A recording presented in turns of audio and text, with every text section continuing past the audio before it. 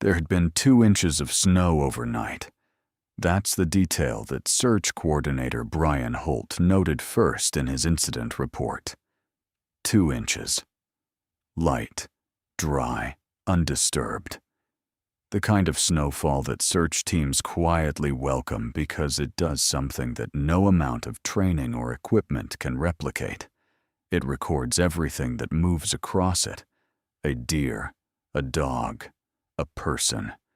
The snow holds the print, holds the depth, holds the direction of travel.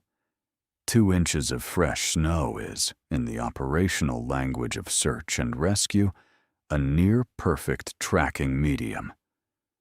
Brian Holt had been running wilderness searches for 19 years. He knew what that snow meant. It meant they would find tracks. They didn't find tracks. By the end of the first day of searching, teams had covered the terrain around Frank Delray's last known position. The ridge where he had told his hunting partner he was going. The trail he would have taken to get there. The meadow below the ridge where he sometimes glassed for elk in the late morning. And they had found exactly 0 boot prints. Not degraded prints. Not unclear prints. Not prints that might belong to someone else. 0 prints. Brian Holt stood at the edge of the meadow on the afternoon of November 3rd and looked at 2 inches of undisturbed snow and tried to understand what he was looking at. 43 years of experience in these mountains. Frank Delray had been hunting these ridges since his early teens. He had left his camp that morning in conditions that should have recorded every step he took, and he had apparently taken none. That was not possible, but that was what the snow said. Frank Delray was 60 years old. He had grown up hunting the Beaverhead Deer Lodge National Forest of southwestern Montana, in the same ridgelines and drainages where he would disappear at the age of 60. He was a third-generation hunter of that country. His grandfather had hunted there before his father, and his father before him. Frank knew those mountains the way people know the layout of a house they have lived in their entire lives, not by thinking, but by feeling. His hunting partner of 22 years was a man named Gene Carruthers. They hunted together every November without exception. They had a camp they returned to every year, a base from which they worked the surrounding terrain in established patterns that had been refined over 2 decades. Gene described Frank as the most competent hunter he had ever known. Not reckless, not overconfident. Competent in the way that real experience produces. Frank knew when to push and when not to. He knew the terrain's risks, and he managed them. On the morning of November 3rd, conditions were cold and clear. The overnight snow had stopped before dawn. The sky was fully light by 7:30, and Frank had left camp at 7:15, before full light, heading up the ridge to his established stand location. Gene watched him go. He thought about the snow as Frank walked away from camp. He thought that if Frank shot something, the blood trail would be easy to follow in that snow. He thought it would be a good morning. Frank Delray walked into the pre-dawn dark toward the ridge. He did not come back. And when Gene went looking for him at noon, when Frank had missed the midday radio check and a 2-hour window beyond it, the snow held no record of his passage in any direction investigators looked. Let's go back to that morning. Frank had told Gene the previous evening that he planned to return to his established stand on the northeast face of the ridge, a location he had hunted from multiple times in this and prior seasons. It was roughly 1.5 miles from camp. The route was familiar. Frank had walked it dozens of times. The route crossed one significant terrain feature, a creek drainage that ran below the ridge. In summer, it was a minor water feature. In November, depending on conditions, it could be crossed without difficulty. Jean had watched Frank leave camp heading east, toward the creek. At noon, no radio contact. Jean tried at 12:30. Nothing. At 1 in the afternoon, Jean walked toward the ridge himself, taking the same route Frank would have taken. At the creek drainage, he stopped. The snow on both sides of the drainage was undisturbed. Not partially disturbed, completely undisturbed. If Frank had crossed there, the most logical crossing point, the one they had used many times before, the snow would have shown it. The snow showed nothing. Jean crossed the drainage and walked to the ridge. He checked Frank's stand location. No sign of anyone having been there. No cleared area where Frank typically positioned himself.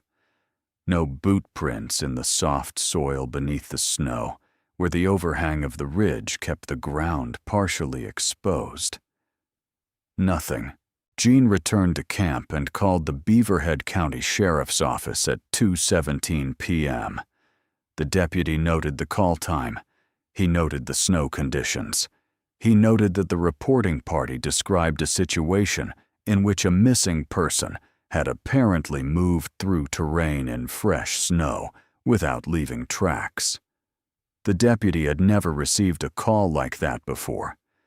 The search that began that afternoon had one overriding operational characteristic that separated it from most wilderness searches. The physical conditions were ideal. 2 inches of fresh snow across essentially the entire search area. Temperatures that had held the snow in place without significant melt or wind disruption throughout the morning and into the afternoon. Low wind at ground level, meaning the snow surface had not been disturbed by air movement. Search Coordinator Brian Holt arrived at camp at 4:30, before the light was fully gone, and was briefed by Gene Carruthers. He made the assessment that every coordinator makes: establish the subject's last known position, determine the most likely direction of travel, work outward from there. Last known position, camp at 7:15 a.m. Likely direction of travel, east toward the creek and the ridge. The snow between camp and the creek was checked in the remaining daylight. No prints. Brian Holt stood at the edge of camp and looked at the snow. He looked at the direction Frank had been walking when Gene watched him leave. He looked at 2 inches of clean, undisturbed snow. He noted it in his report. He noted that he had no immediate explanation. He organized the overnight staging area and planned the morning's grid.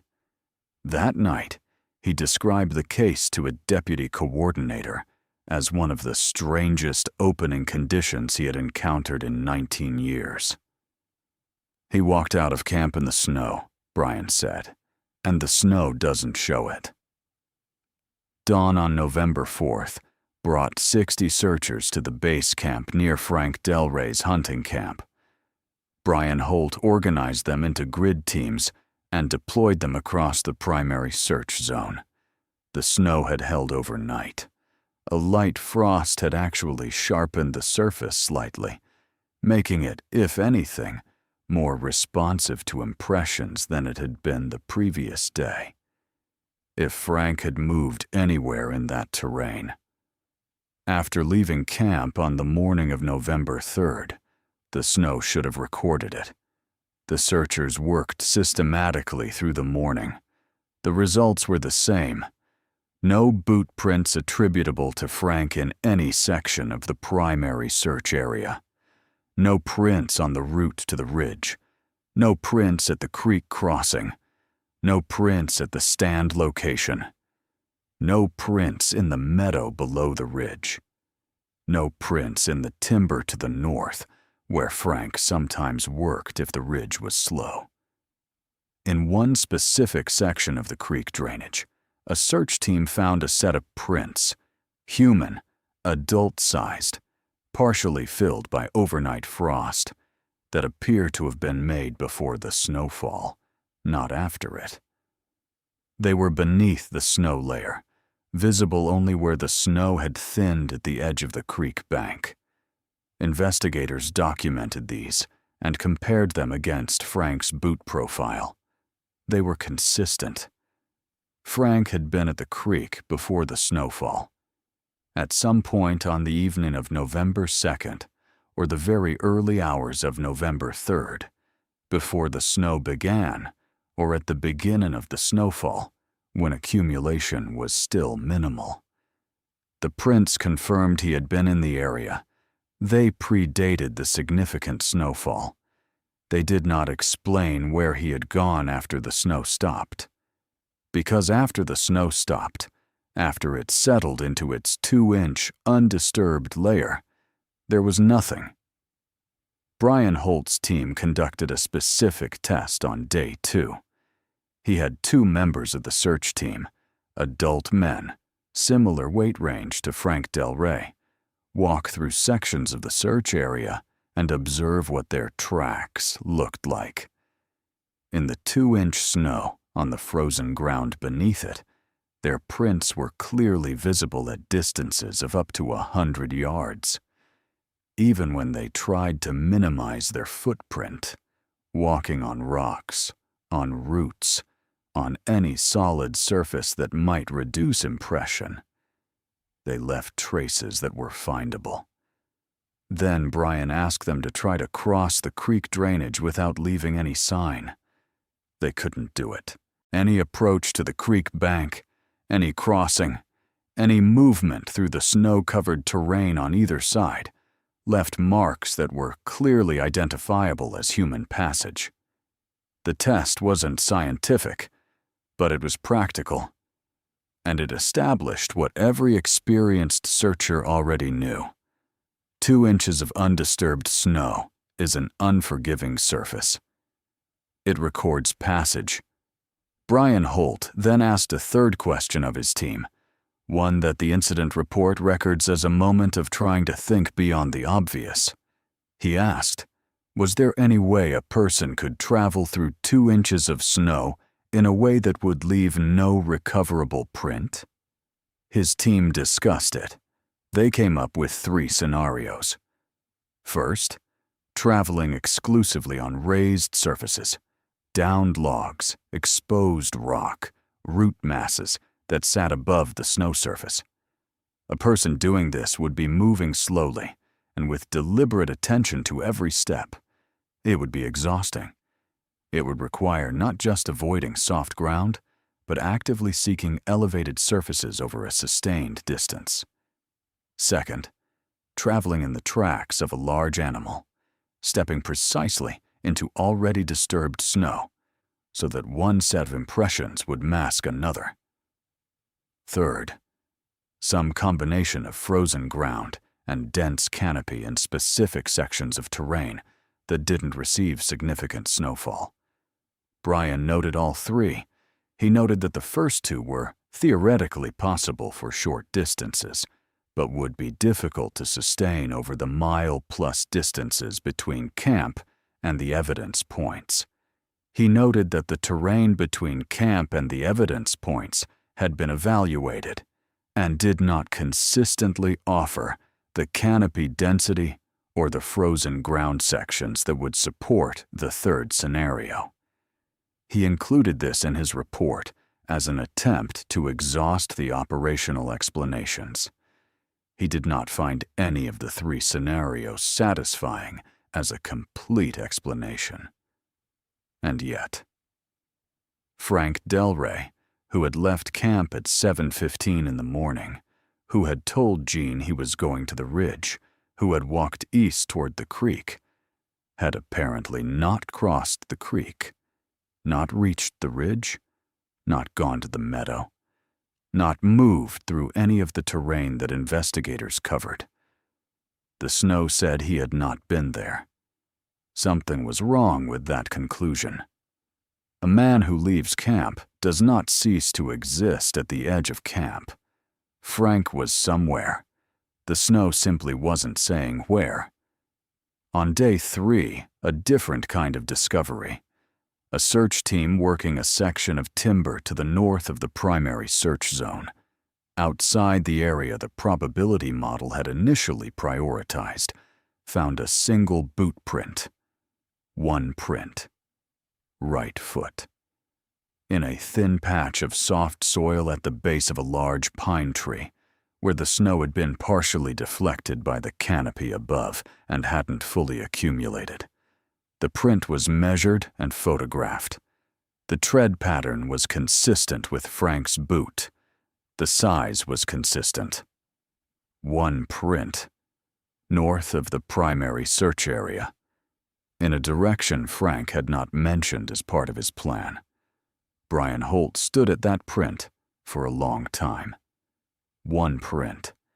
If it was Frank's, it placed him north, away from the ridge, away from the creek, away from every piece of terrain Frank had described as his intention. If it was Frank's, something had redirected him. The timber to the north was searched extensively over the following 2 days. No additional prints were found. One print. In a section of terrain north of Frank's stated route, in a gap in the snow where the canopy had created a small window in the otherwise complete snow cover. One print. And then nothing. The search coordinator's incident report contains this observation about the single print. If authentic, this print represents the only physical evidence of the subject's post-camp movement recovered during the search. Its location is inconsistent with the subject's stated plan. No additional evidence was recovered in the vicinity. One print. Inconsistent location. No follow-up evidence. The investigation had its first and only physical lead, and it led nowhere. Now let's talk about the witnesses. Because Frank Delray's case is not a story of empty wilderness, other hunters were in the area on November 3rd. The Beaverhead Deer Lodge is actively hunted in early November, and investigators, understanding that other eyes in the field might have seen something, conducted systematic outreach to the hunting community in the relevant area. 3 accounts were specific enough to be included in the case file. The first came from a man named Ted Kowalski, who had been hunting a drainage to the southeast of Frank's camp. Ted told investigators that at approximately 7:45 in the morning, shortly after Frank had left camp, based on Gene's account, he had heard movement in the timber to his north. He was sitting in a stand at the edge of the drainage, watching the open area below him. The sound was deliberate, not animal erratic, but steady, paced. The sound of a person walking through timber. He hadn't thought anything of it. It was deer season. Sounds of other hunters were routine. What he noted for investigators was that the sound had lasted maybe 2 minutes and then stopped. Abruptly.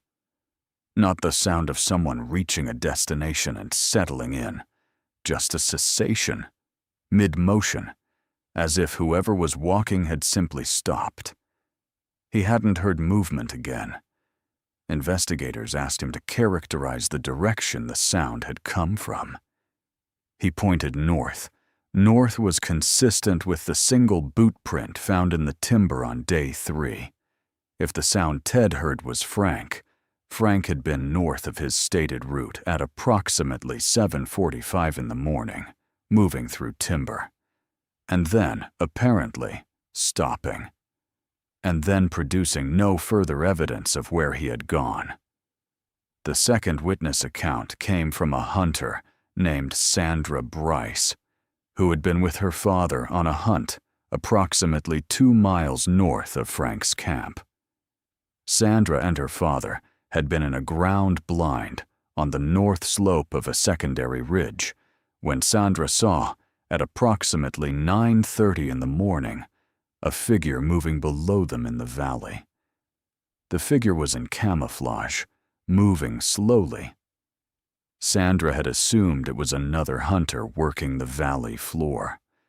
What she noted, when investigators came around collecting statements, was that the figure had stopped in an open section of the valley, stood still for what she estimated as 10 to 15 minutes, and then appeared to sit down. She hadn't continued to watch. She was focused on her own hunting. When she next looked at the location, she estimated 20 to 30 minutes later, the figure was gone. The valley below Sandra's position was snow-covered, open terrain. When search teams later worked that valley, they found no tracks. Investigators showed Sandra a photograph of Frank.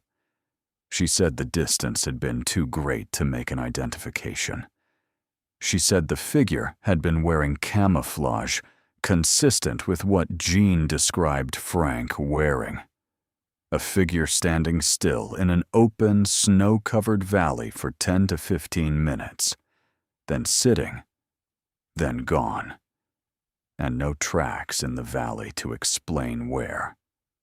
The third account was the most precise and the one that created the most significant contradiction in the investigation. A hunter named Roy Hartwell had been on a ridge approximately 1.5 miles north of Frank's camp on the morning of November 3rd. Roy had been in the area since before dawn. He was an experienced hunter who paid close attention to his surroundings. At approximately 8:20 in the morning, confirmed by Roy's watch, which he had checked when he heard the sound, Roy heard a single rifle shot. One shot. From the south, he thought. Maybe the southeast. Hunters hear rifle shots. Roy noted the direction and the time and went back to watching his area.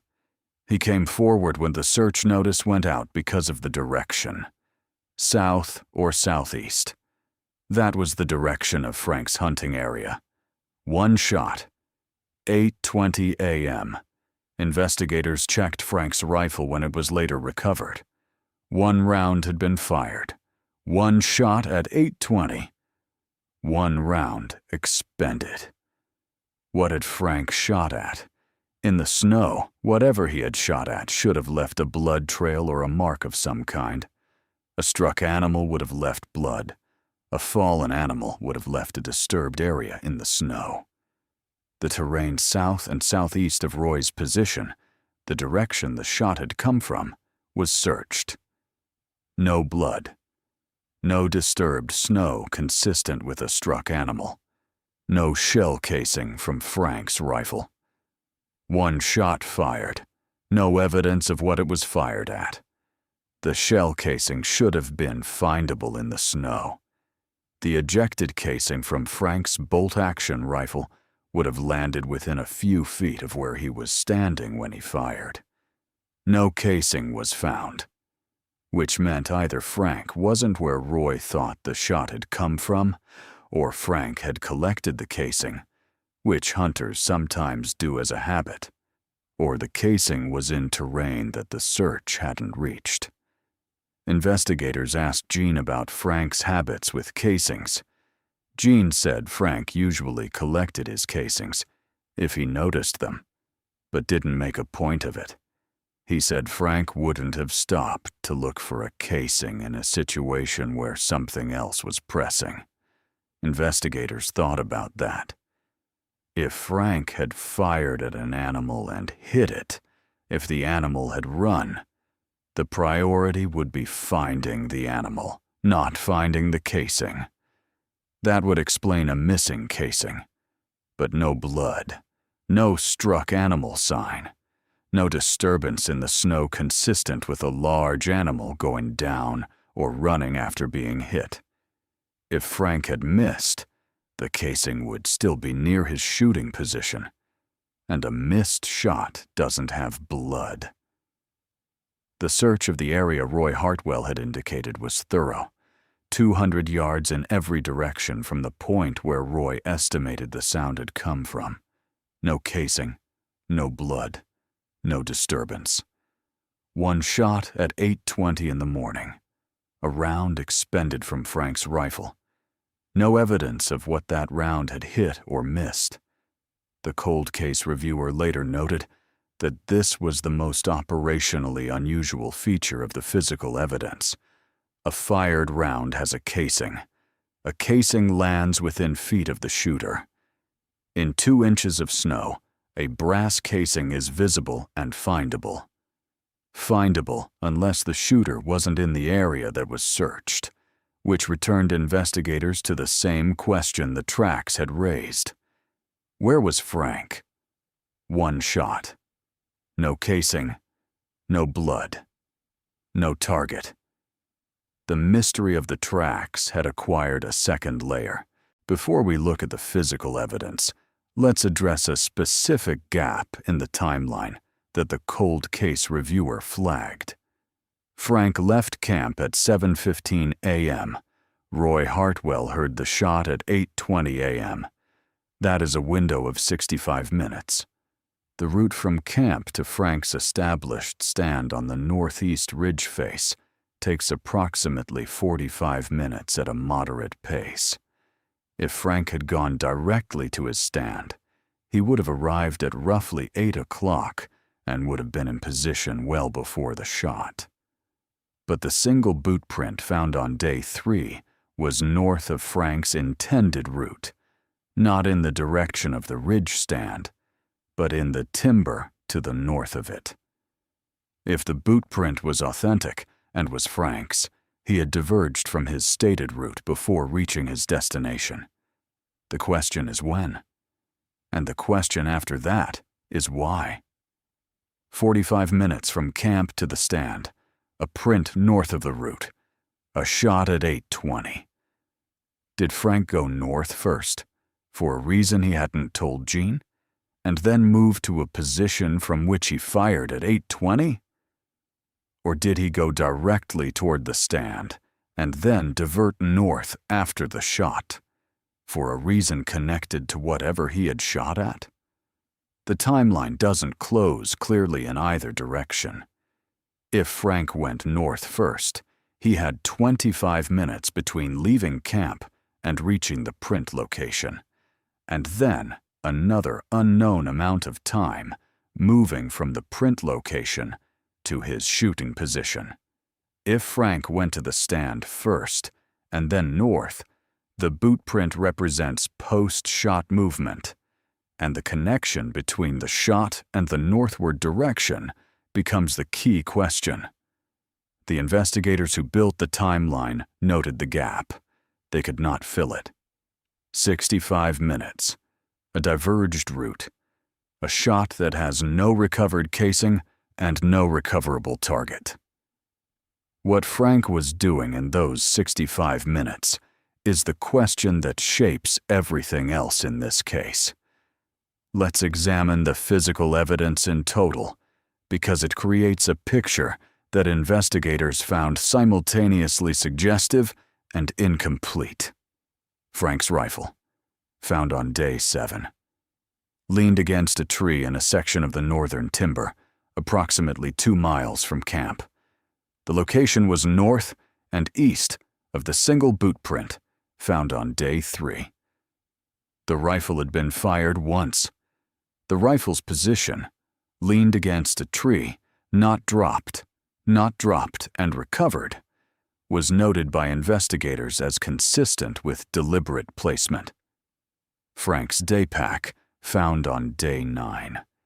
At the edge of a creek, drainage approximately 1.5 miles northeast of where the rifle had been found.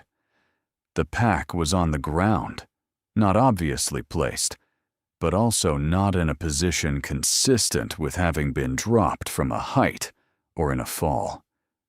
Inside the pack, food that had not been consumed, a first aid kit, a compass, no radio, The radio was not with the pack and was never found. Between the single boot print, the rifle, and the pack, investigators had a rough directional pattern: north, then northeast. Frank, if the evidence was connected and sequential, had moved north of his stated route, then northeast into terrain he hadn't mentioned. The snow between these evidence points had not preserved prints. The boot print was in a canopy gap. The rifle was at a tree, not in snow. The pack was at a creek edge where the snow was thin. The 3 pieces of physical evidence had each been found at points where the snow either wasn't present or was minimal, as if the evidence had been found in gaps in the snow cover, as if everything in between, everything in the full, undisturbed 2-inch snowpack was blank. The search operation, in total, involved more than 200 volunteers over 14 days. It covered an estimated 40,000 acres. It included aerial support, 2 separate dog deployments, and a sonar survey of the 2 main water features within the search area. 200 people, 40,000 acres, 14 days. 3 pieces of evidence recovered: a boot print, a rifle, a pack. No Frank. The search coordinator's final incident report contains a section on operational constraints that is worth reading carefully.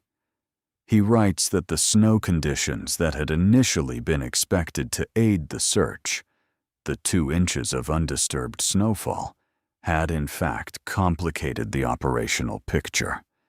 He writes, "In normal conditions, the absence of tracks would indicate the subject hadn't been in the searched area. In this case, the absence of tracks in the full snowpack contrasts with the presence of physical evidence at specific locations, where snow was minimal or absent. This contrast does not have a straightforward operational interpretation. The evidence suggests the subject was in the northern and northeastern terrain, but the snow record does not confirm the route of travel. The snow record does not confirm the route of travel." That sentence is the operational statement of the mystery. Evidence exists. Route of travel does not. Let's look at the theories formally considered. The first, Frank became disoriented and wandered north, away from his stated destination. 43 years in that terrain, clear conditions. A man who knew the country by feel, not by compass readings. Disorientation on a morning that clear, in a terrain that familiar, would require a precipitating cause. A medical event, significant distress, something that disrupted his navigational capacity. Disorientation doesn't explain the absence of tracks. A disoriented person still leaves tracks. They wander, but they wander visibly. The theory has some explanatory value for the directional change. It has no explanatory value for the track problem. The second, a medical event. Cardiac arrest or another sudden incapacitation. His last medical review, 6 months prior, had found no significant concerns. He was active. He was fit for his age. But sudden cardiac events are not fully predictable. They happen. A person incapacitated by a cardiac event in the field stays where they fell. They don't end up with their rifle leaned against a tree and their pack at a creek edge, 2 miles and 1.5 miles away respectively, unless the sequence was cardiac event after depositing the rifle, cardiac event after depositing the pack, a cascade of events rather than a single one. This is possible. It doesn't explain the tracks. The third, Frank traversed terrain that didn't hold snow. rocky sections, heavily treed sections, areas where the ground was frozen hard enough not to take an impression. And this accounts for the absence of a track record. This is the most operationally reasonable theory. Terrain is not uniform.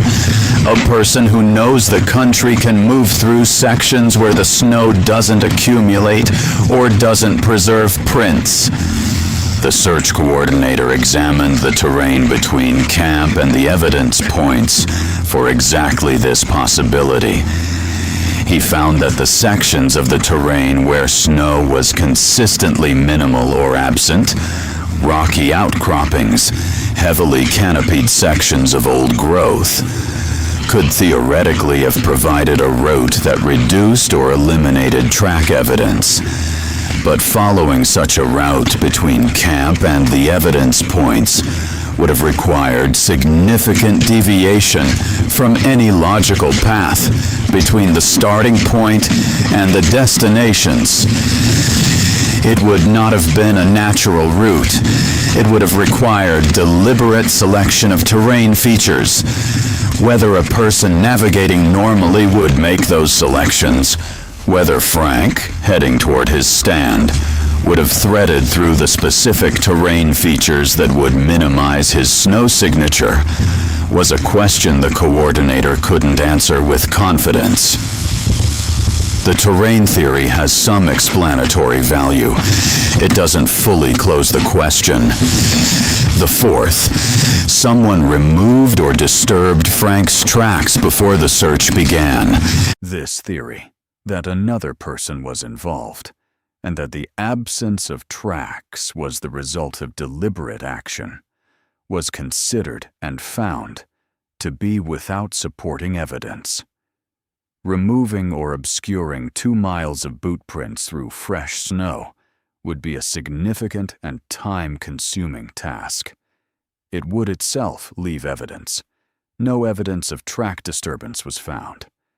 Foul play, as a general category, was examined.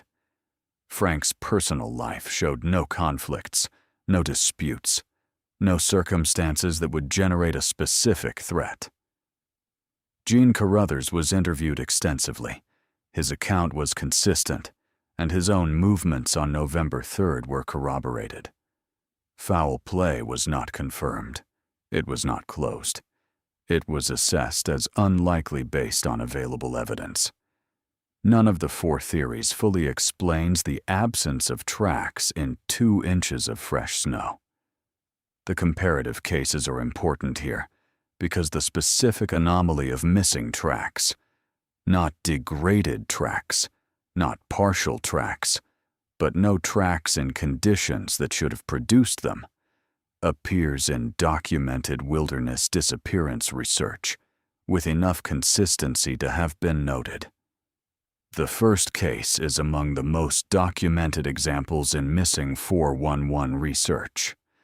In October of 2010, a hunter named Randy Bodeker disappeared from a hunting area in the Shoshone National Forest of Wyoming after an early season snowfall of approximately 3 inches.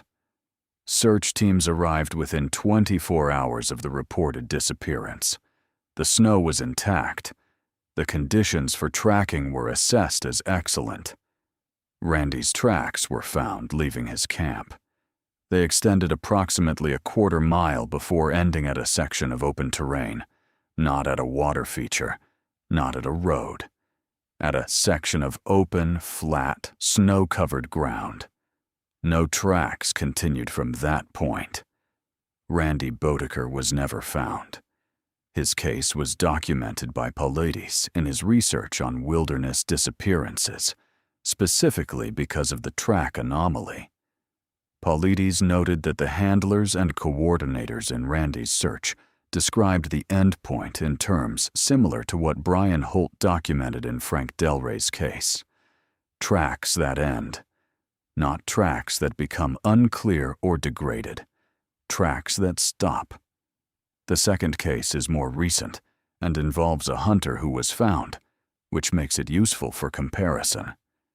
In November of 2016, a hunter named Gerald Parsons, 58, disappeared from a hunting area in northern Idaho after 2 inches of overnight snow. Search teams deployed within 36 hours. Gerald's tracks were found leaving his camp. They led to a creek crossing, where the snow on the far bank showed no exit prints. He was found 11 days later, in a drainage approximately 6 miles from camp, alive but in poor condition. He had no coherent explanation for how he had gotten from the creek crossing to the drainage. The absence of tracks at the creek crossing was never explained. The terrain on the far bank had been searched within 2 days of the disappearance. No prints were found. Gerald had clearly crossed that creek at some point. The physical evidence of his survival and discovery 6 miles beyond it established that. But the snow had not recorded the crossing. Gerald Parsons recovered. He cannot say how he crossed the creek without leaving prints. 2 cases. 2 track anomalies. 2 search teams working in ideal conditions who found no tracks where tracks should have been. In one case, the person was never found. In one case, the person was found alive and could not explain the gap in the track record. The anomaly is real. It appears in independent investigations. It has not been explained. Gene Carruthers gave a statement to a regional hunting publication 2 years after Frank's disappearance. He was precise and careful. He said Frank had been his closest friend, and that the disappearance had affected him in ways he was still working through. He said the hardest thing was the snow. He said that from the moment he walked out from camp to look for Frank and saw the creek drainage undisturbed, unmarked, clean, 2 inches of snow, holding not a single print from the man who had left camp an hour and a half earlier. He had understood that something was happening that he could not categorize. Not unusual. Not difficult. Not the kind of thing that experience helps with. He said, "I've been in those mountains since I was a teenager. I know what fresh snow looks like when someone has walked through it. I know what it looks like when something has moved across it. And I was looking at a creek drainage that Frank was supposed to have crossed, and the snow on both sides was like it had just fallen, like no one had been near it." He said, "That was the moment I knew this was different from anything I'd experienced before. Not because I thought something impossible had happened, because the simplest, most ordinary thing, a man walking from one place to another through 2 inches of snow, didn't seem to have happened, and I didn't know how that was possible." The Beaverhead County Sheriff's case file on Frank Delray runs to several hundred pages. It includes Brian Holt's incident reports, the witness statements, the evidence documentation for the boot print, the rifle, and the pack. It includes the scent specialist's consultation, a wildlife biologist who was brought in to assess whether any animal behavior could account for the missing tracks, and the biologist's finding that no animal behavior would produce the specific pattern of evidence present without also producing additional sign. The cold case review, conducted 18 months after Frank's disappearance, identified the following unresolved questions. Why did Frank move north rather than east toward his stated destination? What had Frank shot at with the single round expended from his rifle, and where was the target? How did Frank's rifle and pack end up at locations consistent with a northeast movement pattern when no tracks were found connecting those locations? Why did 2 inches of fresh snowfall in otherwise ideal tracking conditions, not record Frank's movements in the terrain between his camp and the evidence points. And where is Frank Delray? The cold case reviewer's summary does not offer answers. He notes the absence of tracks as the case's defining anomaly. He writes that investigations have, historically, either overinterpreted track anomalies by assigning to them explanatory significance beyond what the evidence supports, or underinterpreted them by dismissing them as operational failures. He writes, "The track anomaly in this case is real. The evidence confirms the subject was in the northern terrain. The snow record does not confirm how he got there. These two facts are not reconcilable with currently available information. They are not reconcilable. That is the honest conclusion." The mountains of southwestern Montana still hold their snow in November. The ridge where Frank Delray was headed on the morning of November 3rd still runs northeast above the creek drainage. The meadow below the ridge still fills with elk tracks in the early winter. Frank Delray's tracks have never been found in any of those places. 200 searchers, 14 days, 2 inches of fresh snow that recorded everything that moved through that country. Everything except Frank. If anyone was in the Beaverhead Deer Lodge National Forest in the first 2 weeks of November, in the area south of the Madison Range, and saw something, or heard something, or encountered something they haven't reported, the Beaverhead County Sheriff's Office is still accepting information. Frank Delray's family is still looking for answers. The snow has come and gone many times since that November. The ground has frozen and thawed and frozen again. And the question that Brian Holt stood with at the edge of the meadow on the afternoon of November 3rd, looking at 2 inches of undisturbed snow and trying to understand what he was looking at, that question has not been answered. A man left his camp in fresh snow. He left no tracks. He has never been found. How does that happen? That question is what remains when everything else in this case has been examined, documented, and filed. Not an accusation, not a theory, not a dramatic conclusion, just a question. A man walked into fresh snow, and the snow kept no record of where he went, and nobody has been able to explain it.